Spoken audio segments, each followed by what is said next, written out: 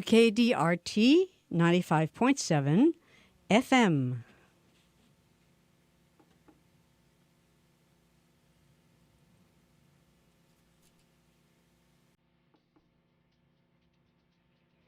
And the music is just about to be on.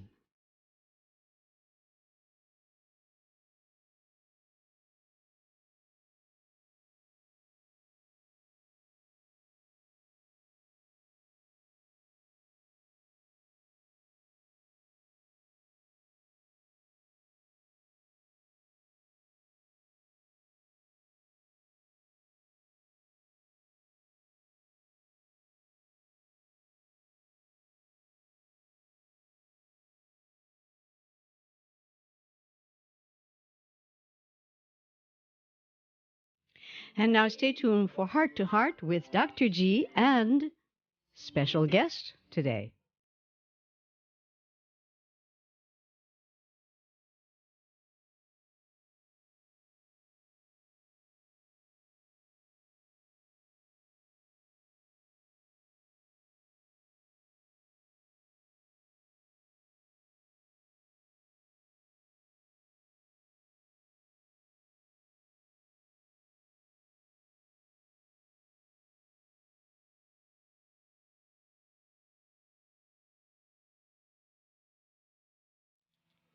Welcome to Heart.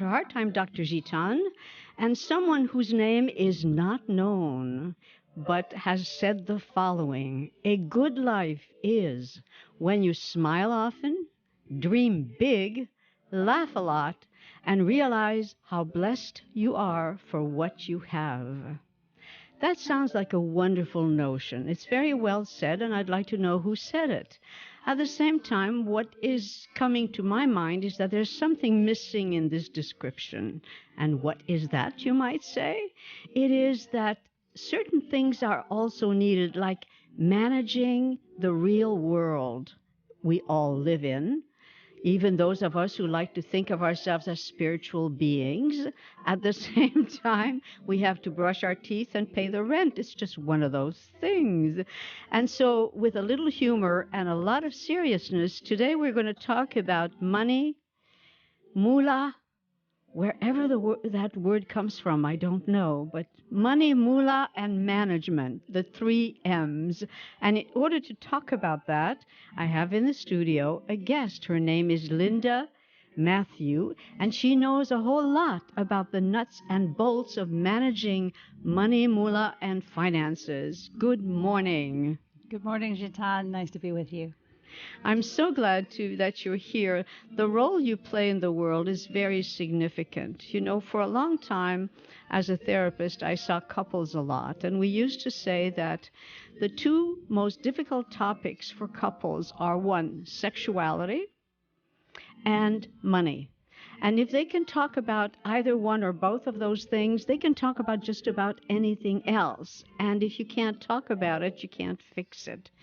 And that applies for people who are not partnered, not married, people who live solo, in that to manage the world of finances is vital. I think you'd agree with that. I think that's very true. And, you know, as you said, whether you're in a couple or whether you're taking this on individually, either way, it's the ability to have that conversation. As one of my clients said one time, to look money in the face.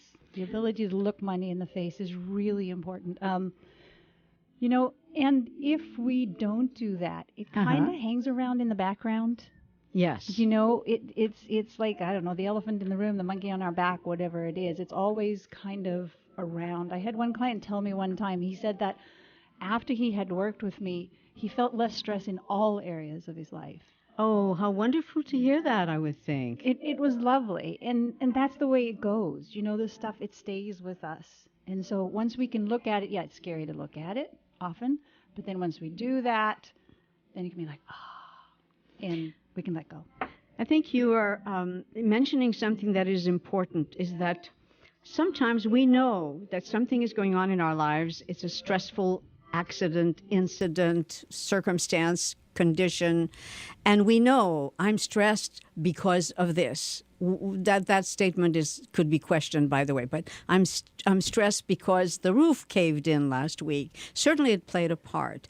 But there are many other sources of stress that are subtle, and their impact is not so subtle, and yet we don't recognize. And finances, I think, are a piece of that. Would you agree? It's subtle and it's ongoing. It's kind of always with us. It's like you said, every morning we wake up, we got to brush our teeth, we got to pay the rent. And so the money stuff is always with us, and we have to address it. There was a study that was done by the American Psychology Association, I just mentioned to you earlier, that said that 30% of Americans are losing sleep because of their finances. I'm not surprised at that figure, by the way. Yeah, and it's just, that's sad, and it's an indication of how pervasive this is and how pervasive it is for all of us. Yes, you're right on about that. And that's, having you on the air is an opportunity for people to hear from a financial counselor, mentor, teacher, workshop facilitator, individual coach. Am I covering all your roles? I think you got them all. I do group classes as well. You didn't quite specifically hit that, but yeah, that you got it. As we go along, we can talk about all of those diverse kind of ways in which you function in a helpful capacity, because it's one thing to say, hey, that's not a problem. I mean, everybody's got problems anyways, so I don't have to search for some guides or some assistance to deal with it. I'll figure it out. When in fact, to consult someone like you can be very, very smart and assist a person in seeing their whole financial situation and their ways of dealing with it in a more realistic way. Is that a piece of what the work you do? Yes, absolutely. And there are two pieces to this that you've kind of just started to touch on. The first one is that often we're like, okay, I got it. This is cool, but I'll deal with it tomorrow. And eventually the mañana syndrome. Exactly. And eventually you realize, you know what? This tomorrow has been going on for 5 years, 20 years, whatever it is. That's a really good time to get some support, because there are just, there are so many other things that are more fun than dealing with our money. Washing the dishes, for example. It's really sad when that sounds better than just about anything else. Exactly. It's like, and actually, washing the dishes can be a meditation, actually. It can also be a place where you forget about the other things that you really need to think about. But it can also be a very restful kind of experience. You got your hands in hot water, warm water at least, soapy suds, and you can see the results immediately. Yep, it can be very gratifying. Which brings to mind the notion, that if I'm washing the dishes, I can see it dirty, I can see it full of suds, and now I can see it rinsed, and now I can see it in the drainer. I happen to use my dishwasher as a drainer, actually. But when people use credit cards, which are incredibly popular nowadays, and I'll want us to talk about other ways in which we can pay for goods or services, we don't see the results all that fast. And that's a really good point. And that's something that's so important when we're working with our money is, for example, if you have cash in your wallet and you use that, very few people do these days, but just as an example, if you have cash, then as you spend it, you have a very physical experience of how much you have left over and when you need to stop. When you're working with a credit card or a debit card or electronic money or anything, it's this very ethereal experience. It's not really physically connected to anything. And so it's important to be aware of that and to stay on top of the situation another way, because we can't just look in our wallets, look at our hands and see how many dollars we have left. That's very similar to when analog watches were replaced with digital watches, where a person sees it's 102. Related to what? I don't know. Yeah, it's just 102 or 107 or 134. And I like having my own watch. You can see it's a Hello Kitty watch, which makes it particularly joyful. But I can see the relationship, like I'm looking at the watch now, and I can see what time we have into the program. It changes my perspective. Exactly. And that is being lost when people are using credit cards, for example, or debit cards. Could you talk a little bit about what you call electronic money? is that we are moving into a world where, in fact, it's interesting, where I get medical services, they do not accept cash. I even tried to give them $5 one time, and no, we'll take a card, we'll take a check. We do not take cash. That is shocking to me. Yeah. So could you talk a little more about electronic money? What's going on in the world that we pay for services in a way that is so detached from, here's the price of the item and here's how much cash I need to give somebody in order to take it home? Yeah, there are definitely changes happening, and I'm kind of sitting with your question of what's going on with the world. There are a lot of forces at play here, many of them companies trying to make money off of new products. But what's happening is we're definitely moving away from a cash-based economy, and it kind of depends on where you are too. Hey, I was just in Europe over the holidays, and it was really interesting to see that over there it's much more cash-based than it is here still. And one chap told me that over there also people tend not to use credit cards so much, or if they do, they'll pay them off at the end of the month. And there's a sort of They'll do what? Pay them off at the end of the month completely. You mean like the whole amount, right? Yes. I'm stopping you in your track. Thank you for laughing along with me, because for so many folks, at the end of the month, they pay the interest and maybe a little bit of the charges. Right. And so now we're dealing with debt. Yes. Right. And that's the issue. And so what this guy said was there's a sort of a general understanding there. And I didn't profile, all of Europe, but just talking to a few people. He said there's a general understanding that the only debt you really want to take on is the mortgage on your house. And for the rest, you really want to try to avoid it. And I think that that's a very wise worldview. Could you repeat that? Because I think it needs to be heard. and the reason I think that is that I notice people at the cafes, and they are getting 1 cup of coffee, maybe a little brioche on the side, maybe a little pastry. Maybe they're just getting their latte of the day, and they put it on a card. What do you think about that? It's fine if it's in the budget. It's fine if your income can cover it. And that's kind of the way that I look at it, is whatever you do with your money and however you choose to do it is totally okay as long as your outgo fits within your income. That's thing one. And thing two is, and this is kind of like a bonus, it would be a really good idea as long as you have a plan for where you're going. So how much money do you need to be saving? When are you planning to retire? That doesn't really hit for a 22-year-old, but it will happen. How much money do you need to be saving? And, and what are your goals for that saving? So to have a plan. Do you have a plan? And that's spelled P-L-A-N? Yes, it is. And it takes a little longer to put it together than it does to spell it, but it's really not that difficult. In order to have a plan, one must face the facts of life. Yes. I make this much money. I have this much money available. My expenses add up to this much. I love spending it on Gucci bags or something. And the plan... Tell us more about the plan. What does it need to include, since somebody likes Gucci bags? And no, that's not me. Yeah, I'm really glad that you asked, because this is an important point. So if anyone's sitting out there and they're not driving, what I like to do with people when we're talking about the plan is to have them draw a rectangle and say, okay, this is your income. It's inside of this box here. Because there are a couple more facts of life that you didn't mention, and one is taxes. Oh, yeah. And one is savings, hey? And then the rest How do you gets to be spell spent. savings? I'll shorten it, S-A-V-E.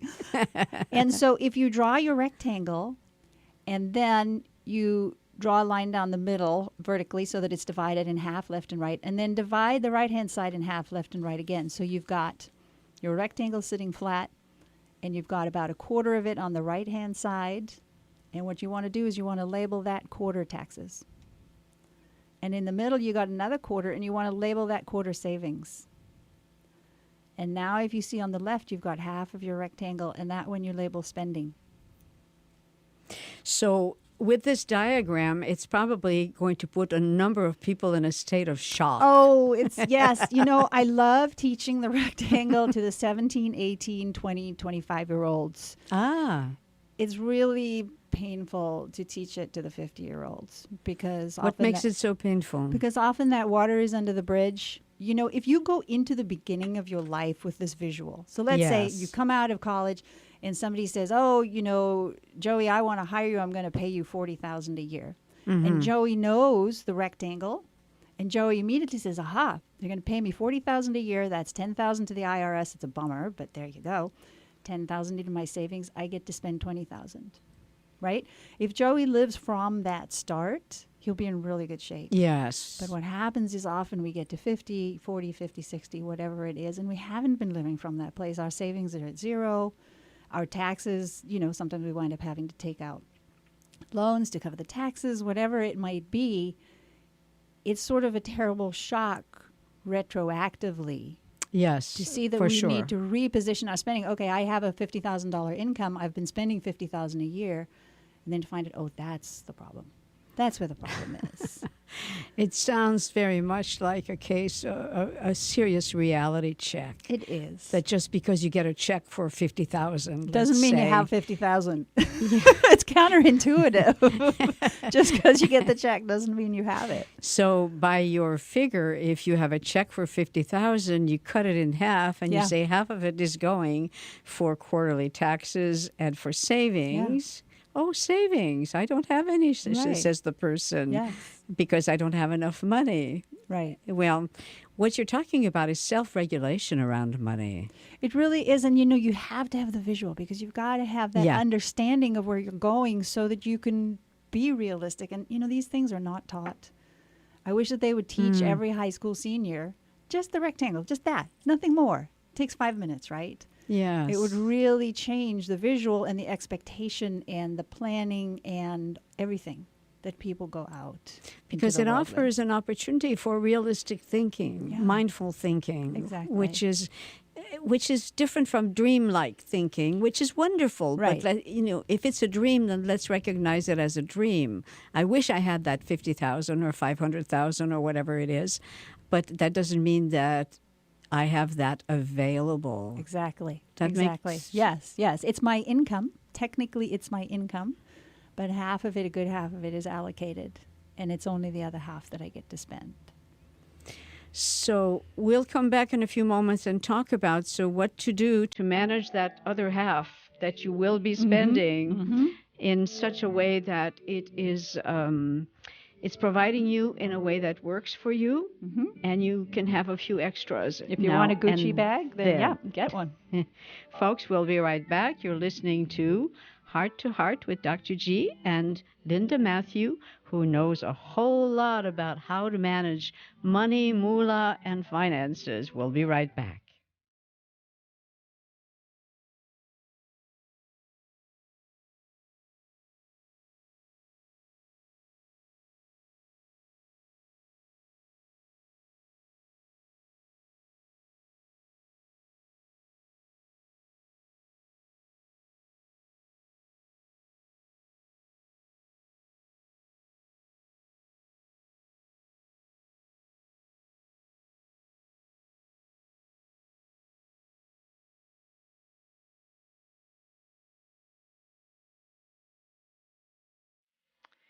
And now a few words about KDRT. Building community through media, radio, television, and the web, from the grassroots up. That's our goal here at Davis Media Access. Through partnership with the City of Davis, our local schools, and fellow nonprofits, DMA offers public access to broadcasting, streaming, and computer equipment, along with media training and unique hyperlocal programming opportunities for volunteers and interns alike. To learn more, drop by the DMA building, 1623 5th Street, Tuesdays through Fridays, 10 a.m. to 6 p.m., or call 530-757-2419.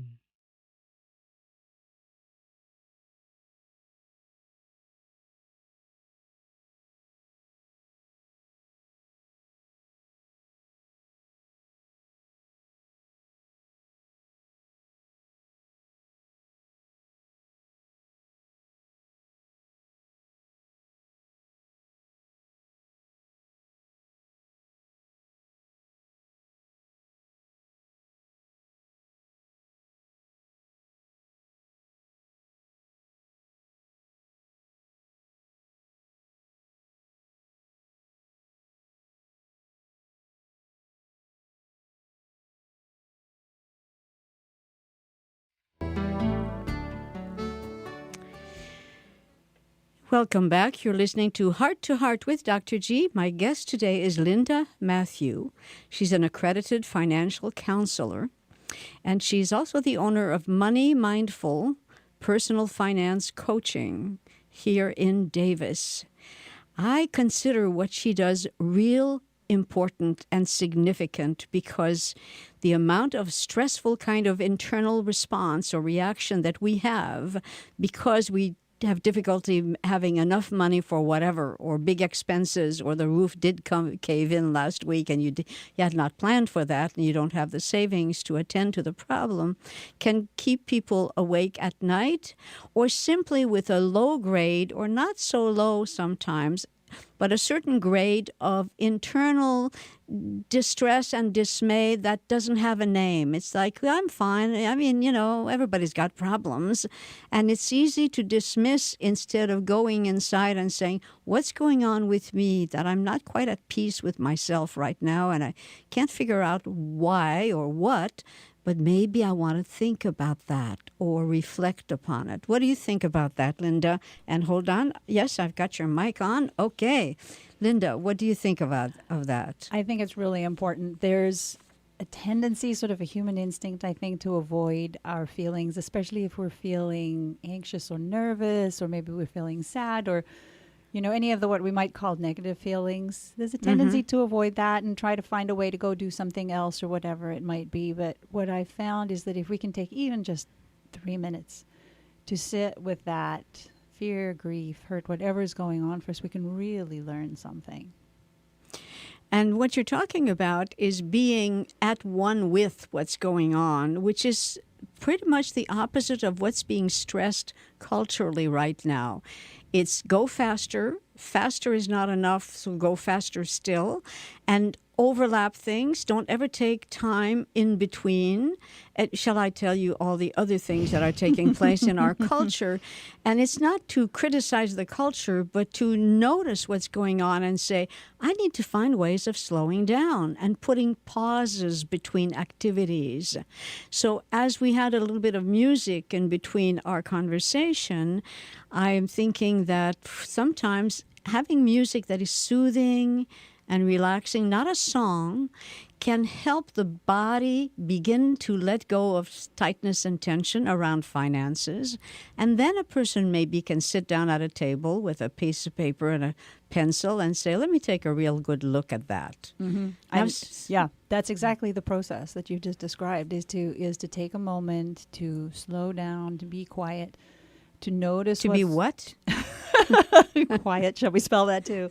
Yeah, that's another word. So with humor, I refer to the things that we're losing in our community, in our culture at this moment. The notion of being quiet. We have things on at all times, whether it's TV, the computer, the internet, and the cell phones keep us occupied all the time. At least a large number of folks, not everybody.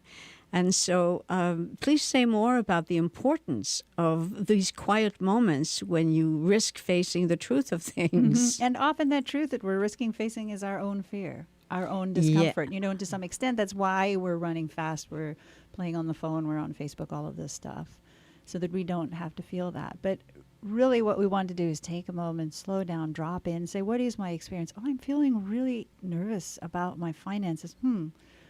I wonder if there's something that I can do to help myself feel better about that. Maybe not it might take more than 2 minutes, but I wonder if there's something I can do slightly long term that would help me feel better about that. And then with that awareness that this is how I'm feeling nervous, then we can say, okay, let's breathe through that. And let's sit down. What do I need to do with my finances first? Well, maybe I really can't do this on my own. I'm going to go get my friend to come sit next to me. And help me just really do it. Maybe she needs to work on her finances too. Maybe we'll do it together. Whatever it is that you need, but take that moment to drop in, because that's where the information is.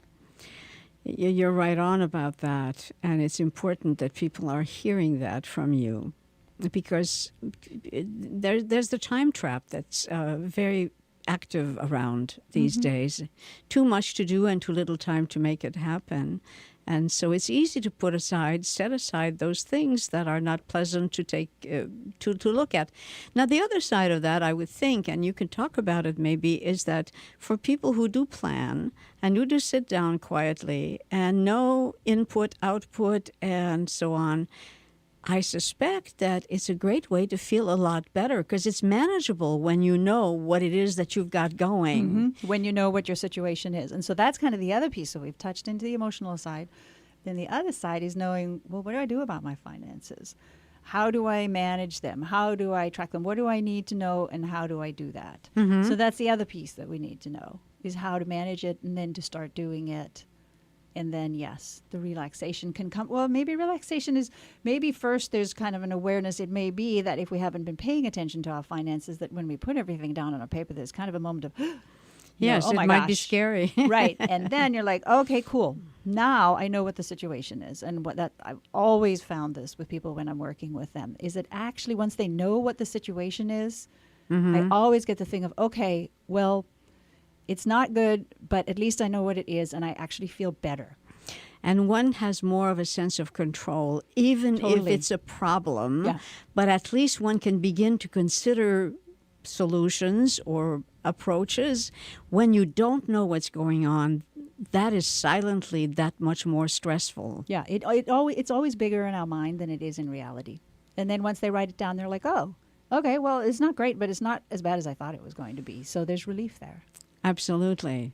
So let's talk a little bit about in this electronic age, and there are changes taking place, and you probably know about those changes more and better than I do. Keeping track of expenses is becoming difficult when you just hand a card and you say, oh, yeah, well, I'll remember. Or we don't even pay attention to what the total is. Mm-hmm. And so then we get a bill at the end of the month and say, how could it be $832.99? You know, I only spent a couple of bucks here and there. And could you talk about that? That's how very can true. people have some simple ways of keeping track? Simple ways of keeping track. You know, the first one that jumps into my mind is have one account. One of the things that's going on with the electronic money these days is that you wind up with so many accounts because you've got your regular bank account or credit union account, you know, that maybe you're running the household out of. Then you've got your credit card, which is effectively a separate account. Because you can't just look at your bank balance and say, oh, okay, I've got this much left over because your credit card's running another tab. Then, of course, you got your PayPal, which is a whole nother account. Then you got your Venmo, so you can transfer money back and forth to your friend. And so it goes and so it goes. So you've got all these little puddles of either money or debt in various different places. And that makes it very difficult to keep track. So that's the first thing. You know, if you're looking for a simple way to keep track of where you are, that's the first thing that comes to my mind is do everything out of one account and just close the others. Yeah, I'm listening to you and I'm picturing someone with, 5 or 6 kind of sources. And how do you keep track of all that? Mm-hmm. And the notion of having one account sounds really smart. Very relaxing. If you're going to have multiple, and often, especially among the younger people where, like I said, you're transferring money back and forth with Venmo and other applications, the banks are starting to take over that function, which is really nice because it's going to get simpler and you'll be able to give your friend $10 from your phone directly from your bank account to theirs without having to go through a third-party application. So that will help. But what you need to do if there are multiple accounts or multiple different, let's call them streams of money going out, credit cards and so on, it's important to be really intentional about those expenses and about tracking expenses and keeping tabs on what's going out. And there again, you can bring technology to the rescue and you can use one of these applications, like youneedabudget.com or something. Just put that on your phone and track your outgo on that. And that can help. We'll come back in a few moments and talk more about being intentional. What does that look like? What is that creature? And how can it be done for the average person down the street who is, overextended already with time factors and so on? So you have some ideas that you'll be able to talk about? Absolutely. In that regard? Okay, we'll be right back, folks. Stay tuned. You're listening to Heart with Dr. Gitane, Dr. G, that's me, and Linda Matthew, who is a precious person who can assist all of us to be more mindful and I will say heartful about our finances, our moolah, our funds, our expenses, and where we're going with it all. We'll be right back. Stay tuned.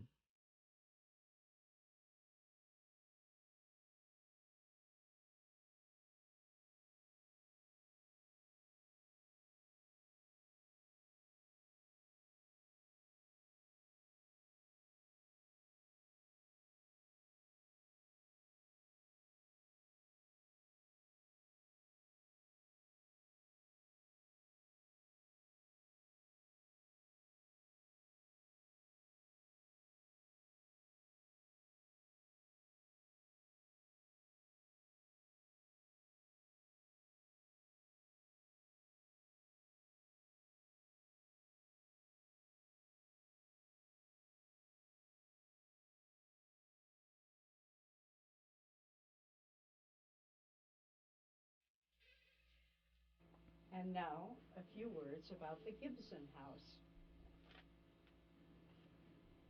Woodland's Gibson House. And now, a few words about the Gibson House. The Gibson House serves as a Yolo County Historical Museum. It is located on 2.5 acres. The house and grounds are maintained to represent a typical rural home and ranch of the mid-19th to early 20th centuries. Museum buildings include the main Gibson House, outbuildings with a root cellar and dairy display, a laundry display, a barn and antique wagon, a blacksmith shop, and a cottage. Located on Gibson Road in Woodland, just off College Avenue, Gibson House is the only historic home in Yolo County that is open to the public. For visitor, volunteer, and membership information, call 530-666-1045 or visit gibsonhouse.org.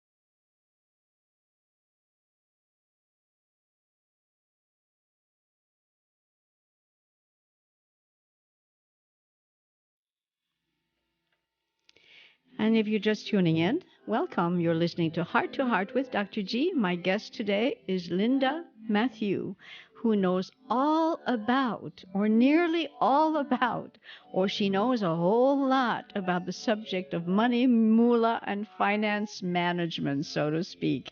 And I say this with laughter and yet with, the wish for all of us, and that's me included and every one of you who is listening, that we manage our finances in a responsible kind of way that is mindful and heartful, as I've said earlier, and that is intentional, so that it's not about how much money we have, although it can help a little bit, I think, but at the same time that we manage our money in such a way that we have at the end of the month the amount of money that we would like to have.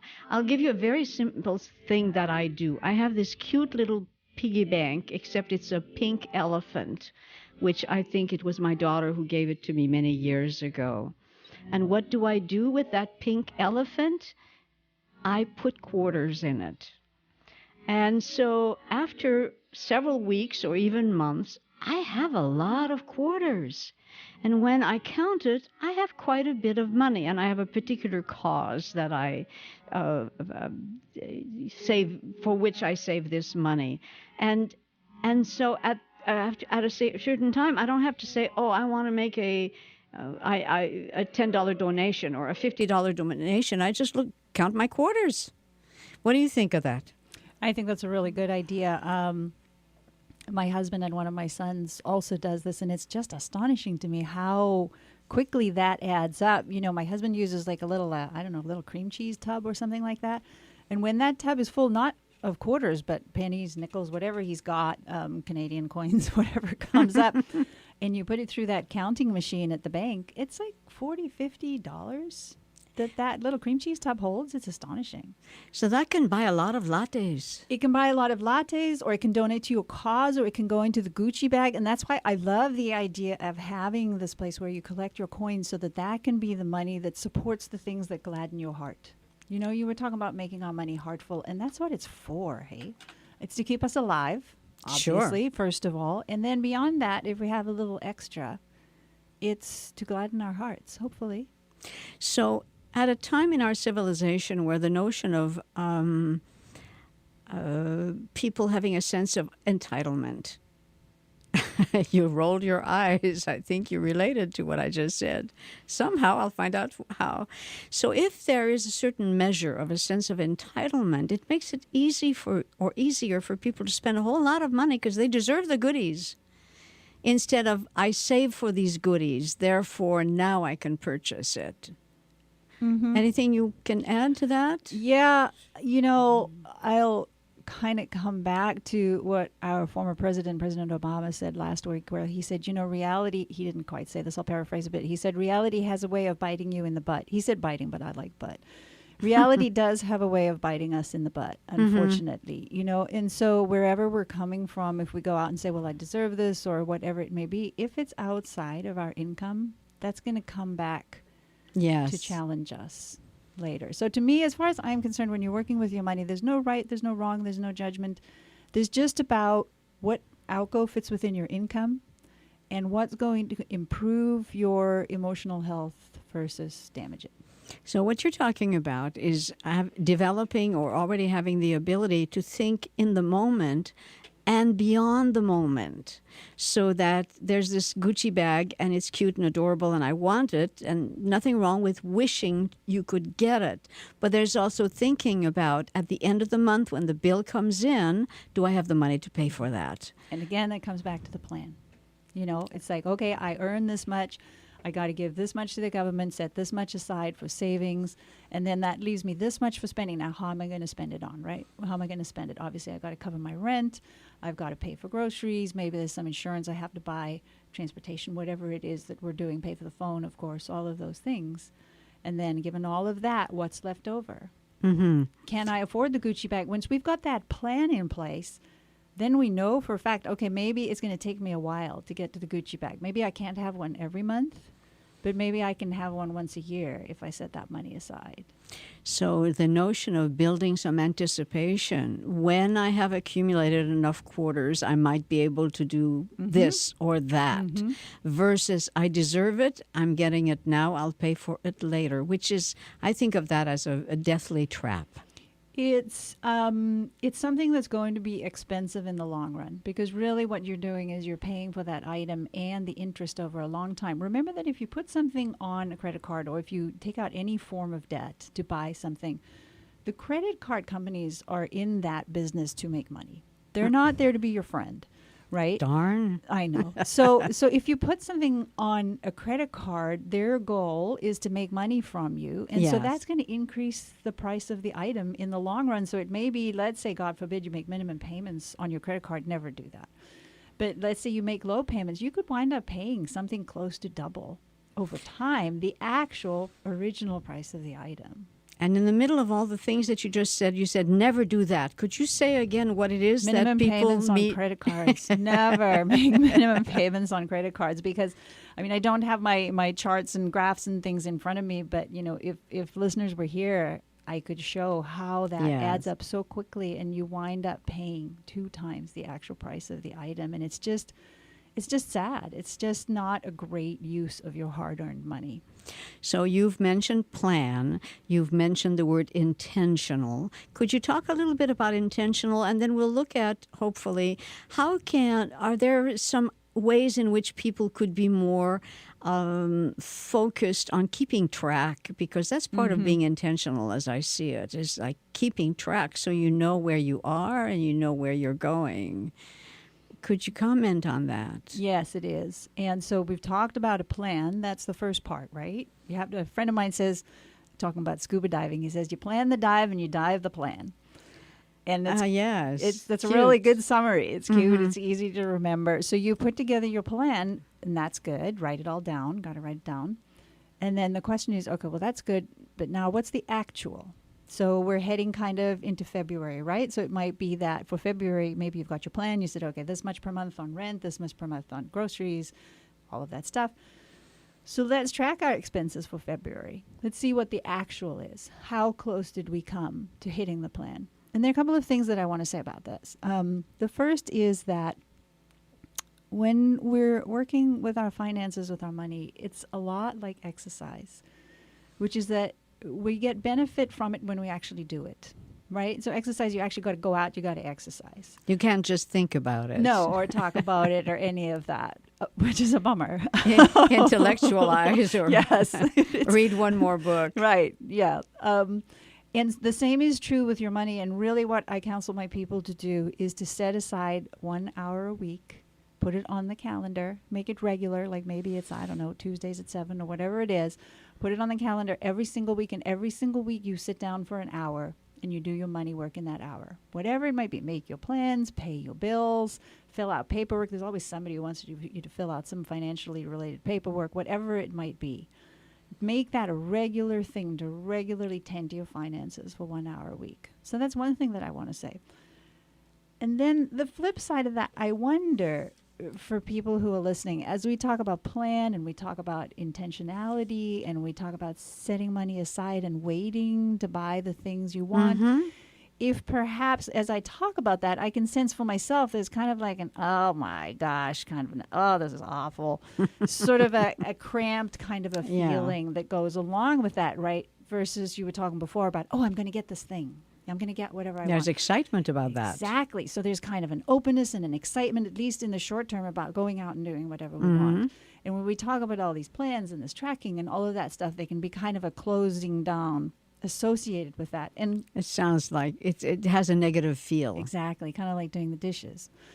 And so I've had people bring that up. And a lot of the money work is knowing who you are. We're all different. For me, I'm a detail person. I love tracking money. I actually enjoy doing my taxes. Okay, so I recognize that's weird. It's not contagious, is it? It makes some things very easy. And not everybody's like that. I had one client who said, I just can't do this. I just cannot operate in a budget. I need to be able to bust out. I said, great, make a category for bust out. Call it bust out. How much do you need? $500 a month? She was a doctor. She had a high income. You need $500 a month to do whatever you want? She said, yes, I do. I said, good. Put it in the budget. So you've got to know who you are, and you've got to have ways to accommodate your personality while at the same time staying within your income. So do you have some tips, tools, or ideas on helping people keep track? Because it's so easy to whip out the card without having a sense of how much have you spent in the last 5 days. I don't know, says the person. Are there some easy enough ways that could assist a person in keeping track of the expenses so it's not such a shock at the end of the month? Yeah. And again, it's the same thing. First thing, you got to know who you are and what works for you. So some people are paper people. Other people are Excel people. That would be me. Other people are phone people. They like apps on their phones. It just depends on who you are. So you've got to start with that. I had one chap, for example, he was single, 25-year-old. And what worked for him was he kept a little notebook next to his bed, and every night before he went to sleep, he wrote down what he had spent that day. So that's super simple, right? And if you've got a fairly simple household, then that can work well if that appeals to you. Then there are other people who just love to have things on their phone. My own son is one of those. And so there's a whole slew of applications that you can get on your phone or on your computer to track money either as you spend it, you tap it into your phone. And like I said, youneedabudget.com is one good example. I like it because as you tap it in, you say, okay, I spent, I don't know, whatever it was, I just spent $40 on groceries. Then it shows you a little green bar and it says, okay, today is, what's today, the 25th of the month. And you see the little green bar and it says you're this far along your grocery budget. And you've just got a little bit left over before your green bar turns red. And so it gives you instant feedback on how you're doing. And that's called budget.com? That's called youneedabudget.com. And You need a budget. It's very cute. It's just one example of all of these applications. So people could research that and just look up different budget applications, see what works for them. The other option would be to get something like Mint or MoneyDance or one of the applications that allows you to collect up all your transactions at the end of the month on your computer and then categorize those. That's another option. That sounds like real work for me. As I listen to you, and I'm thinking that part. one's not for me. Yeah, and all of this involves a certain amount of effort. This is kind of like the tedious part of money work as far as I'm concerned. I have not yet found a truly good way to get out of this piece of the work. And you know, it's, I said, could you have some easy, simple enough tools? And I would ask that same question again. At the same time, the realities of life is that everything is not always going to be simple, easy, and just a piece of cake, whatever flavor of cake you happen to like. Some things are demanding, but if you are intentional and you know, I'm going to feel good when this is over, that's part of intentionality. I can think beyond the immediate box, and therefore, at the end of the month, when I get the bill, I can pay the darn thing. And that's the thing. I mean, if you put in your hour a week, like I said, schedule an hour a week for money work, that will cover it. For a one-person household, two-person household, you might need, two people, or with kids, you might need a little bit more than that. But we're not talking about, in the long run, a huge amount of time, an hour a week, but you have to do it.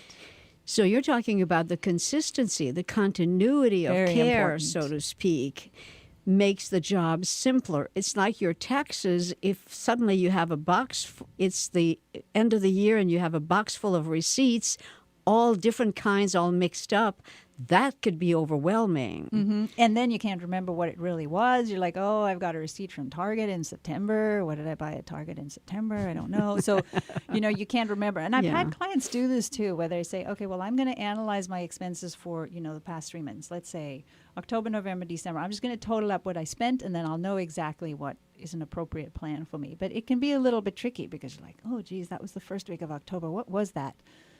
And it's much easier to do it real time. Say, okay, well, let's start now. Let's see how much we spend in the month of February. And start real time. Then you've got the memory or on top of it. It's a lot easier. I think what you described at the beginning of the program, and for people who came in later, I would like you to share again about your rectangle, because that's brilliant. It's very simple. And if you draw the picture, and I did that while you were speaking, just so that I could refer to it, it makes it so obvious. How much do I have available to spend this month? Could you go over that again? Yes, I'd love to, thanks, because this is such an important concept. And I have people draw this always. Even if I'm sitting in the room, if I'm doing a session with someone and I'm physically in the same room as them, I will still give them a piece of paper if they didn't bring one and say, okay, here's your piece of paper. Draw this out, because I really think just the tactile experience of drawing it is very important. When we involve the body, we learn more. And we remember it, we take it in, it becomes a piece of us. So here's the exercise for those, no one who's driving, hey?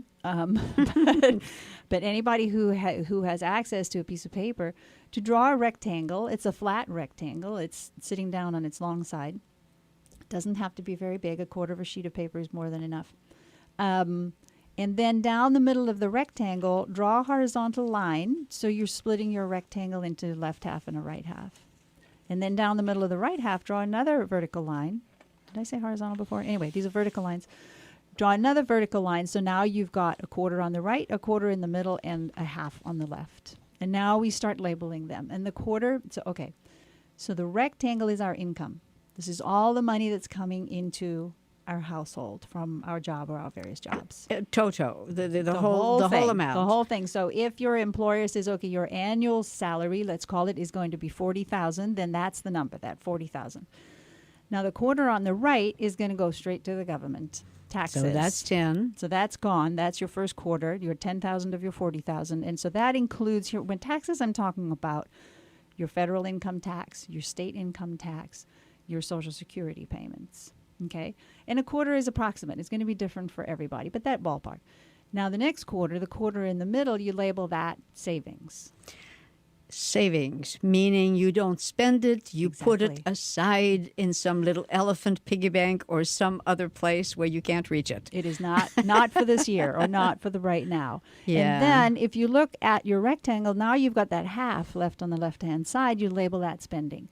And so the learning here is of our income, we've got our $40,000 salary, 10,000 of that went to the government, give or take. 10,000 of that went into savings, give or take.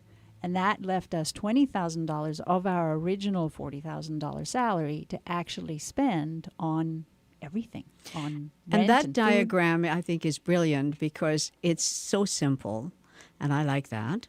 And second, it makes it so obvious. So the person who says, hey, we make $40,000 a year, so we got money, all of a sudden they say, well, we may make $40,000 a year, but we have 12 months to use 20,000. So, Exactly. okay. Yeah. Excuse me, that sort of changes a few things, possibly, unless Right. someone has $400,000 a year and it's like, hey, we got plenty. And that's I not the gotta average tell income. You, without a plan, even $400,000 a year isn't enough. Well said. Thank you for saying that. Because it's easy. If one has more, one spends more. I got to tell you from personal experience, it's amazing how much one can spend. I have people say to me, I've had somebody say to me, well, we haven't saved any money because we're not yet to the point where we have, where we've had leftover money. And I got to tell you, I'm in my 50s. I can think of maybe 2 years in my earning lifetime where I've had leftover money.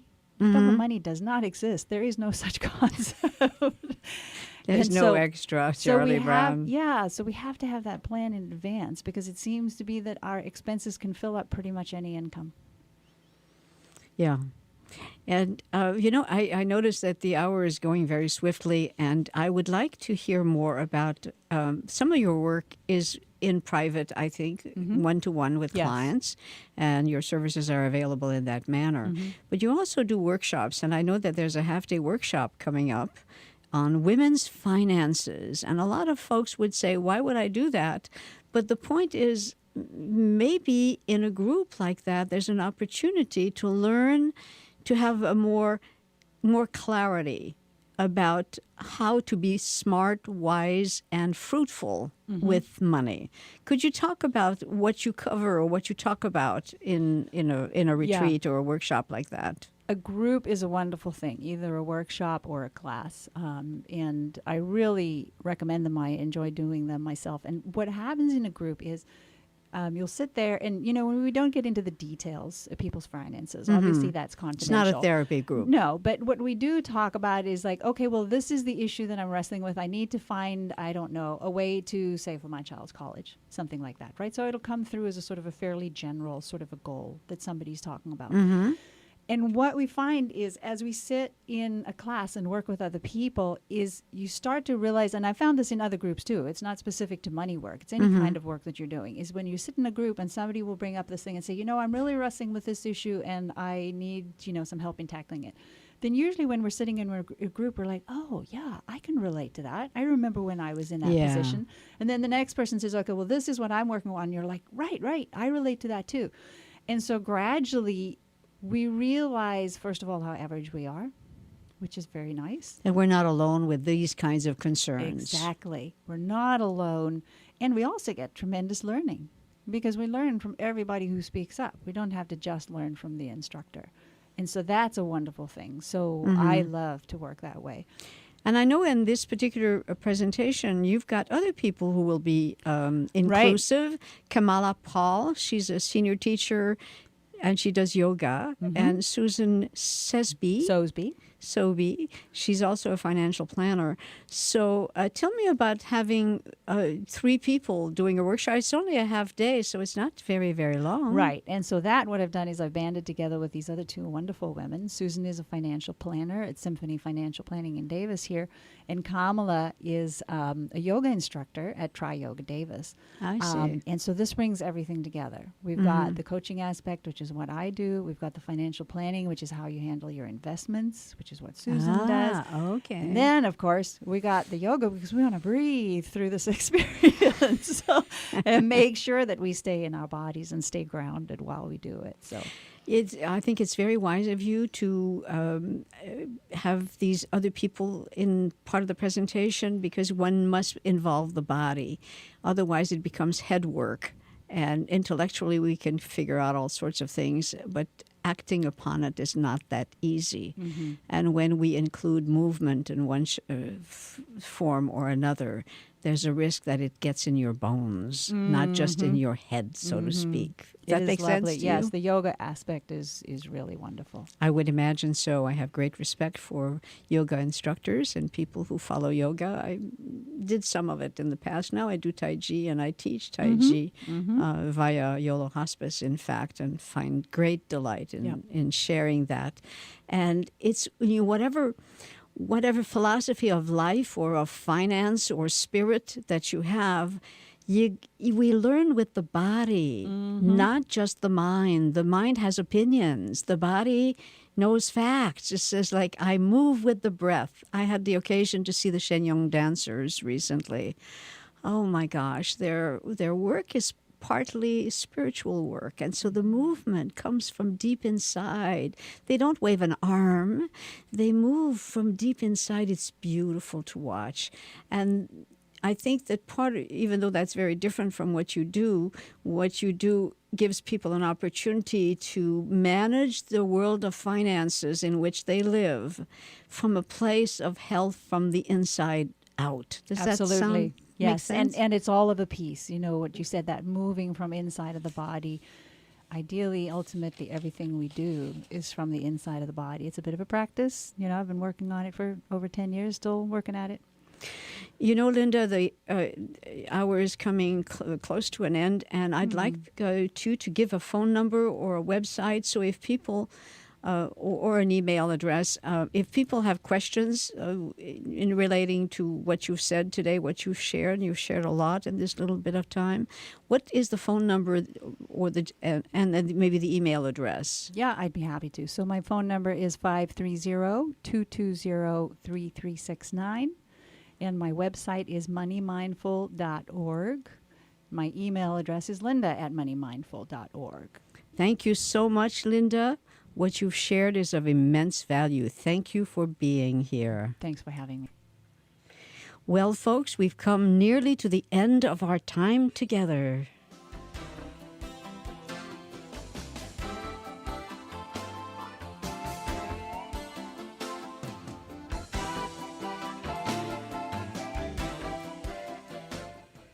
This is Dr. G saying ciao for now.